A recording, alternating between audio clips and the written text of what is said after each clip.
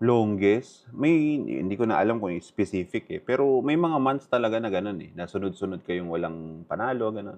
Sunod-sunod na parang either break even lang or lagi nahi-hit yung allowable loss mo for the month, 'di ba? So, ayun, may mga months minsan nga magkakasunod pa, eh, 'di ba?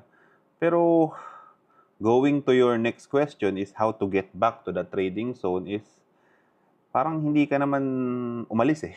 'Di ba gets mo? Parang hindi ka naman dapat umalis talaga, eh, 'pag if aanuhin mo. Kasi your plan should be ano, should take account the sustainability nung actual operations nung trading account mo, eh, 'di ba?